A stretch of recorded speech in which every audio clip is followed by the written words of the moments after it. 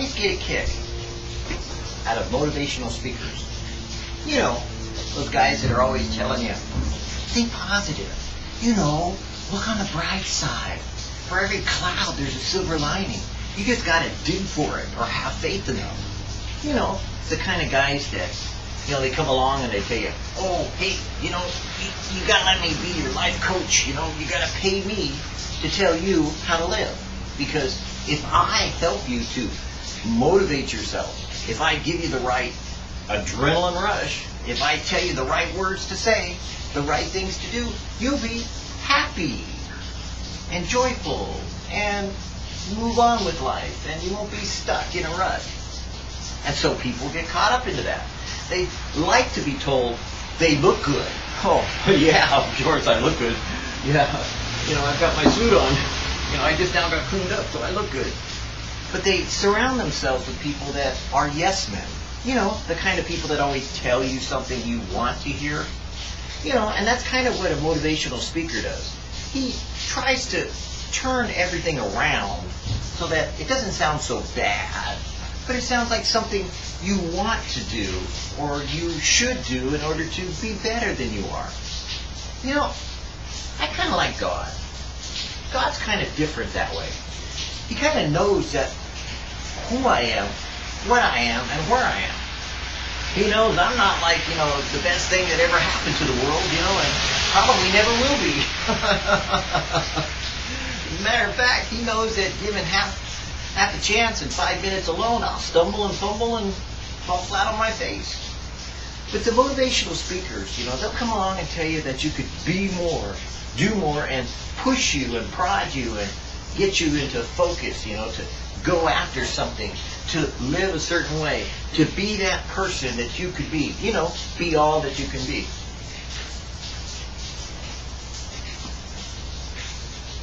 Somehow I don't see that in here. You know, the Bible's a real downer. You know what I mean? It kind of doesn't go along with motivational speakers. It kind of tells me something different than what they keep trying to sell me or take money from me in order for me to get more money so that I can pay them more to do more. The Bible kind of tells me that all have sinned and fallen short of the glory of God. Ooh, wait a minute. That's a downer. That's a downbeat. You know, that's not really what a motivational speaker will tell you, will it? He won't tell you that you're a sinner or that you're a screw-up. He won't tell you that you failed in some way or that you need God to help you. He'll tell you what you can do, but he won't tell you what God can do. Call me a little weird, but I kind of like the idea that what God can do is greater than what I can do. Now, if I thought it was all up to me, hey, I'm all for motivational speakers. If I thought that I'm the one who has to clean up my act, if I thought that this world and all the boys and toys and girls and, you know, all the gimmicks and, you know, tricks of the trade and the politics and everything we do and say was all there is, I'd say go for it. Get all the motivational speakers you can find. Add a couple life coaches. You know, get an exercise partner. You know, become a yuppie. You know, you got to go down on a Monday, be a soccer mom. You got to go on Tuesday and work out. You know, Thursday you got to go to get your hair done. You know, Wednesday you got to work on your smile. Friday you got to work on your attitude. Saturday you got to work on the family. Man, that hamster in that cage just seems to keep running. But what happens when you stop running? What happens when you get too old for a motivational speaker? What happens when suddenly you're dying and the reality of all the motivation in the world doesn't work and you aren't healed, you aren't rich? Matter of fact, you aren't prosperous enough to even get a motivational speaker to talk to you. Oh, you bought all the books. You bought all the tapes. You listened to the philosophy that told you, I can do it. But what happens when you can't? What happens when reality check suddenly stops your motivation and you're in despair? What do you do when you're not on the upbeat, but you suddenly hit on a musical expression of singing and dancing, you hit the downbeat. What do? You see, that's the difference between what a motivational speaker can do for you and what God can do. God says you will have everything in your life working towards good, because I will take that which is crooked and make it straight. I will take that which is straight, and who can make crooked that which I've made straight? You see, when God is in it and doing it, nobody can interfere with it, because irregardless of what it looks like on the outward things, God says He's working it outward on the inward things. So He's changing and preparing you for something more than what you call life. He's rearranging your attitudes and actions, preparing you for eternity. He's taking the long-term picture. He's looking for the long-run goal of you not just ending your life as though you have some accomplishment and it's over, and you can look back and say, yep, I had all my toys. Yep, I had my money. Yep, I left an inheritance. And now everybody else is going to spend it. Oops. Because that's what Jesus said. He said, you could have all these things. He said, do you really want to be rich? Go be rich. You want to be religious? Go be religious. You want to be rock star, movie star? Go be one. But He told those that were following Him to seek first His kingdom and His righteousness. And then all these other things would be added unto Him. So, for some people, they get to choose whether they want to be a rock star or be God's star. They get to choose whether they want to be a upbeat, all the time kind of person that's always a yes, yes, yes, and they network with everybody and they're always going to tell you something positive and never tell you the truth or never tell you anything negative. And you can go to them for a yes man, but you can never quite get them to say no. Or you could go to God, who will tell you always where you are, how you are, the way you are. I only go to God for one reason. When I hear all the yes men tell me yes, I don't think they love me. I think they're more after my money. And I'm a little cynical that way. But when God tells me He loves me, I kind of like the idea that He loves me the way I am, not the way I could be, or the way I might be, or the way I won't be in 10 years from now. Because with a motivational speaker, you may be motivated, but guess what? When you're 80, your motivation is just going to get you out of bed, and that's about it. You might be able to walk over to the kitchen or do a few other things, when you're 100, but quite frankly, when you're dead, what good does motivation do you? Not one bit. You see, they stole some things from the Bible. Literally. They said, we want to influence you in a positive way, but we don't want to go by God's way of doing it. We want to go by our way. We want to take out certain portions of the Bible and make it fit for what we're telling you. We want to only use those things that can motivate your flesh and make you feel good. But we're not going to tell you the long-term cost, because you do reap what you sow eventually.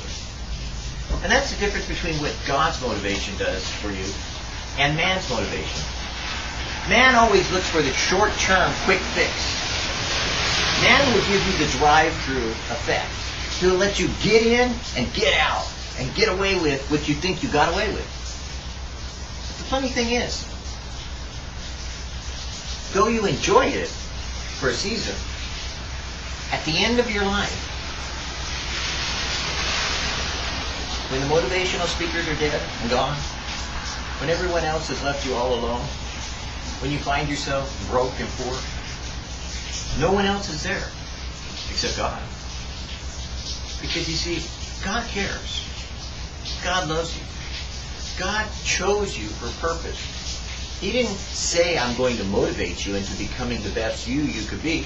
He said, I have something for you to do. Only you can do it. I have chosen you before the foundations of the world and written your name in the book of life. All you need to do is follow me, And I will show you, I will change you, I will prepare you, I will take care of you, I will give you my mercy, I will give you my grace. I will even take care of all the circumstances in your life. And I will make everything work out for good, my good, if you just choose to follow me and accept who I have sent to teach you the way you should go. Whoa! Really? That sounds good. Who is this teacher? Who should I follow? And you know the answer, of course, Jesus. That's the difference between a motivational speaker and what God does to motivate you. He gives you someone you can live up to. He gives you someone you can talk to. He gives someone who will be there in the dark of the night when you have tears on your pillow and you're crying out for help and need. He gives you someone who will be there when you're starving and you have nowhere to turn to and no money to pay your motivational speaker. There's a lot of things you can do with your life. There's a lot of things that you have the freedom to do. But at the end of your life, the one thing that always comes true to every single human being that was created by God, and believe me, God created you whether you know it or not or accept it. Fact is, as obvious as creation is, so are you, and so is the fact that God made you. But the point is, at the end of your life, you don't die, but you stand before God because you're eternal. You stand before God and you give an accounting for what you've done with your life. You're giving over to God the ability to make a decision that He doesn't have to make. Because you've already proven by your life where you should go, what you should do, and how you should be. You're either getting ready for eternity or you're getting ready for hell. Because, quite frankly, most people, if we stood before God right now, we couldn't even come close to getting into the light because it's kind of like going out in the rain. You know, when you go out in the rain, unless you've got an umbrella, you're going to get all wet. When you stand in the presence of God, because He's a consuming fire, He's so perfect in His love, He's so overwhelming in His emotions, because He's so pure of love, if you aren't already changed into that same nature of love, you'll be consumed like a fire. You'll be as though you were already in the lake of fire where all corruption is going. You won't be prepared or made ready to stand in the presence of a holy God. And you will back away, backing away from the presence of the person who loves you so much that His love you can't stand, so you'll dive into hell. Literally.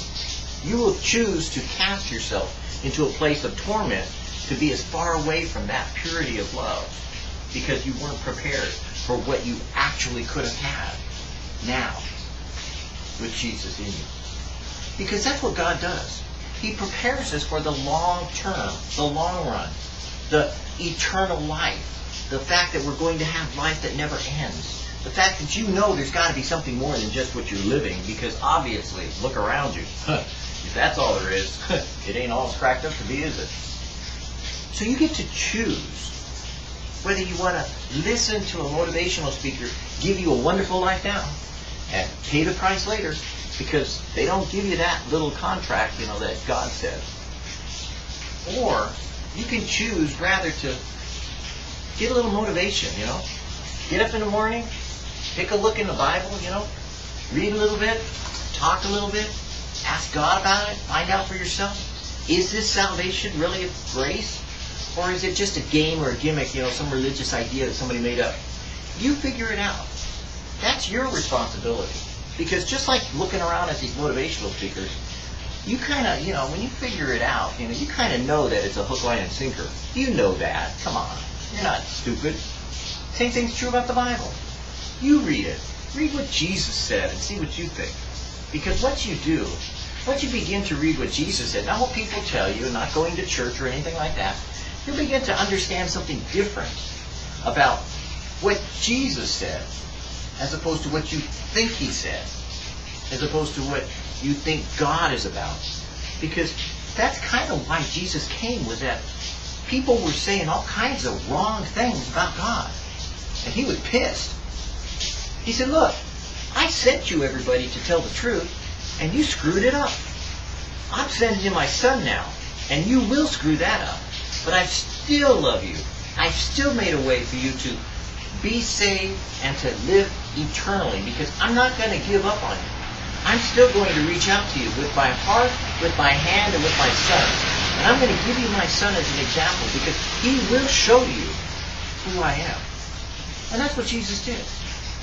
So, when you think about salvation, and you think about motivation, and you think about, kind of like living your life, start thinking eternity. Start thinking about living forever. You may want to go out and pick your own religion, and that's fine. Go ahead. You can do it. But you know what I'd do? I'd use that little bit of motivation you got from some of those tapes and books and all that kind of speaker stuff, you heard, and power positive, whatever. And I'd open up a Bible and crack it once in a while and read the letters in red, if you got a Bible like that. Read what Jesus said and find out the truth. Because then you can do whatever you want to do. I don't really care. But once you do know the truth, it's your choice to either live it, love it, learn it, follow it, talk to God about it, and discover that, hey, there is a God. He talked to me. Or go back to your motivations. Go back to, the world and its ways. And see how far that gets you in eternity.